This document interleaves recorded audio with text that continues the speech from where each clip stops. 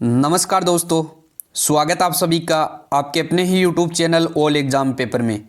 दोस्तों मैं लेकर आ गया हूँ छत्तीसगढ़ माध्यमिक शिक्षा मंडल का जो फरवरी माह का असाइनमेंट जारी हुआ है क्लास 10th का। हम इस वीडियो के माध्यम से विज्ञान का पूरा सॉल्यूशन देखने वाले हैं, तो वीडियो को अंत तक जरूर से देखना है और चैनल पर नए जुड़े हो चैनल को सब्सक्राइब कर लेना है। आपको इस चैनल के माध्यम से जितने भी असाइनमेंट है छत्तीसगढ़ माध्यमिक शिक्षा मंडल के क्लास 10th के, उसका हम फुल सॉल्यूशन है इस चैनल के माध्यम से बताने वाले हैं।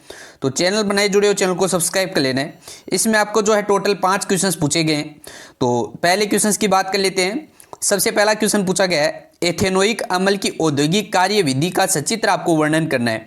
तो इसका उत्तर आपको लिख देना है कि सिरे से एल्कोहल का निर्माण किस प्रकार से होता है कि कार्बोहाइड्रेट के किण्वन द्वारा एथिल एल्कोहल बनाया जाता है। इस विधि में किण्वन के लिए सीरा कार्बोहाइड्रेट का उपयोग किया जाता है। इस विधि में निम्न पद होते हैं। दोस्तों इस विधि में निम्न पद होते हैं, उसको आपका पहला पद लिख देना है तनुकरण कक्ष। इसमें यहाँ सीरे को जल द्वारा 8 से 10% तक तनु कर लेते हैं।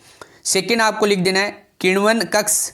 यहाँ किण्वन जो है वो क्रिया होती है और यह 2-3 दिनों में पूर्ण होती है। इस कक्ष में यीस्ट का भोजन ammonia sulphate NH4 SO4 H2SO4 वह तनुकर सीरा है वो डाल देते हैं। 3 नंबर आपको इसमें पॉइंट लगा देना है परिशोधक स्तंभ, यहाँ शुद्धिकरण होता है। 4 नंबर आपको पॉइंट लगा देना है विश्लेषक। यहाँ विश्लेषक जो है प्रक्रिया होती है, वह बना हुआ ग्लूकोज जल भाप से जो है गिरिया कर एथिल एल्कोहल का निर्माण करता है। आपको आगे लिख देना है संघनित्र।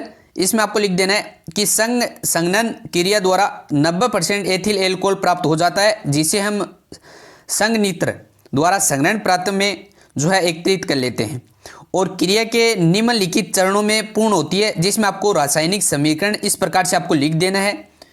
इसमें कुछ समीकरण लिखा हुआ है इसमें आपको C12H22O11 प्लस H2O, इसमें जो बन जाता है इन्वर्टेज एंजाइम और इसके आपको लिख दें यीस्ट द्वारा उत्पन्न।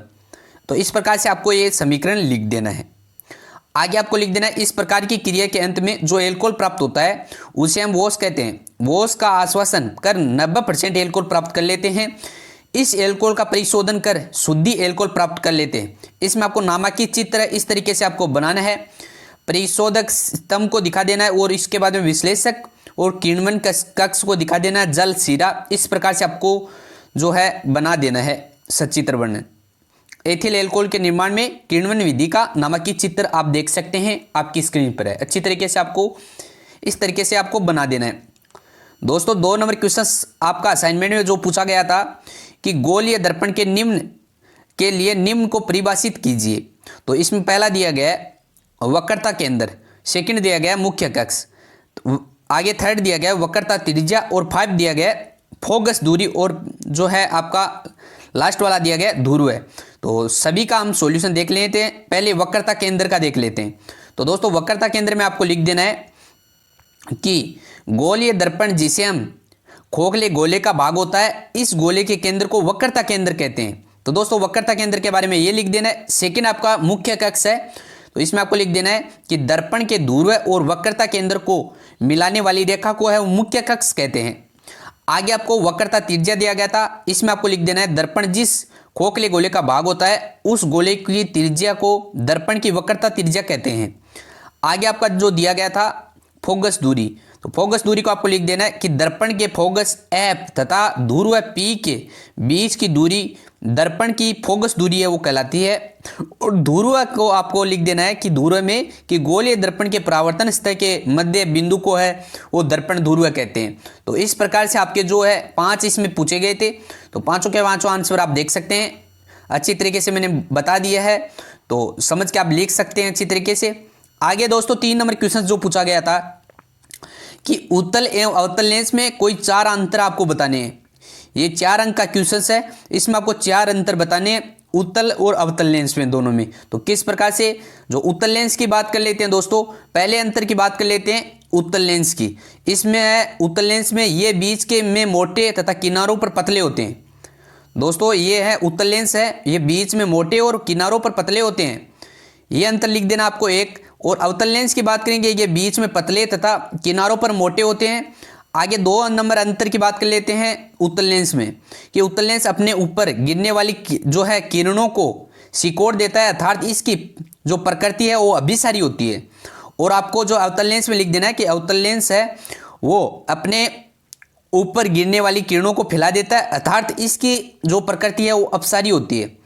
तो 2 हो गए, 2 अंतर हो गए। 3 नंबर अंतर की बात करेंगे उत्तल लेंस की। उत्तल लेंस का प्रयोग दूरदृष्टि दोष में होता है। दोस्तों उत्तल लेंस का प्रयोग है वो दूरदृष्टि दोष में होता है, ताकि अवतल लेंस का प्रयोग है वो निकटदृष्टि दोष में होता है। दोस्तों जो पास में जो वस्तु दिखाई देती है उसका जो प्रयोग होता है वो अवतल लेंस में होता है, और जो दूर की वस्तुएं दिखाई देती है उसका उत्तल लेंस होता है। तो दोनों में से 3 अंतर हो गए। ये 4 नंबर अंतर की बात करेंगे उत्तल लेंस में, कि उत्तल लेंस में जो प्रतिबिंब है वो 6 स्थितियों में बनता है, और जो है अवतल लेंस में प्रतिबिंब है वो 2 स्थितियों में बनता है। तो इस प्रकार से आपके 4 जो हैं अंतर इस प्रकार से आपको लिख देने हैं।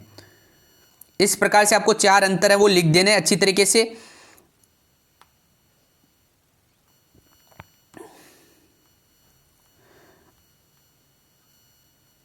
आगे 4 नंबर क्वेश्चन पूछा गया था कि निम्नलिखित यौगिकों में IUPAC का नाम आपको लिखना है। इसमें आपको दिया गया, फर्स्ट दिया गया CH3OH, और आगे सेकंड दिया गया CH3CH2OH, और थर्ड दिया गया HCOOH। इस प्रकार से आपको जो है IUPAC आपको नाम लिखना है यौगिकों के। 3 यौगिक दिए गए। तो दोस्तों इसके जो आंसर हो जाएंगे, पहला आपको CH3OH का जो हो जाएगा मेथेनॉल, और CH3CH2OH का हो जाएगा एथेनॉल, और CHOOH का हो जाएगा फॉर्मिक अम्ल। तो इस प्रकार से तीनों के आंसर आप देख सकते हैं और स्क्रीनशॉट ले सकते हैं अच्छी तरीके से। दोस्तों 5 नंबर क्वेश्चन, लास्ट क्वेश्चन जो पूछा गया था कि टार्च, सर्च लाइट में तथा दंत विशेषज्ञ के द्वारा कौन से दर्पण का उपयोग है वो किया जाता है और क्यों किया जाता है। दोस्तों 5 नंबर क्वेश्चन का उत्तर हो जाएगी टार्च में अवतल दर्पण का उपयोग किया जाता है, क्योंकि अवतल दर्पण का समांतर बिंब है वो देता है, दिखाई देता है, और टॉर्च से हमें सिर्फ उसी जगह को प्रकाशित करना होता है जहां पर हम देखना चाहते हैं, इसलिए हमें है वो प्रकाश की किरणों का समांतर बिंब चाहिए होता है, तो हम अवतल दर्पण का वो प्रयोग करते हैं। आगे सर्च लाइट में आपको सेकंड पॉइंट लगा देना है, सर्च लाइट में अवतल दर्पण का प्रयोग है वो किया जाता है क्योंकि अवतल दर्पण है वो किरणों को फैला देता है। सर्च लाइट में प्रकाश किरणों के फैलाव की आवश्यकता है वो करनी पड़ती है, और इसलिए हम अवतल दर्पण का प्रयोग करते हैं।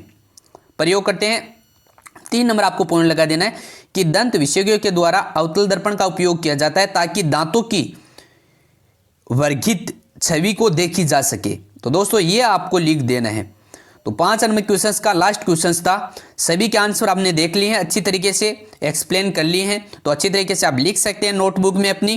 तो दोस्तों वीडियो को लाइक कर दीजिए, चैनल पर नए जुड़े हो चैनल को सब्सक्राइब कर लीजिए। इस चैनल के माध्यम से आपको जितने भी असाइनमेंट है सभी असाइनमेंट के सॉल्यूशन है वो मिलने वाले हैं। तो चैनल पर नए जुड़े हो चैनल को सब्सक्राइब कर लेना है और वीडियो को लाइक कर देना है, और दोस्तों के साथ में वीडियो को शेयर कर देना ताकि सभी की हेल्प हो सके। तो मिलते हैं अगले वीडियो में, तब तक के लिए जय हिंद।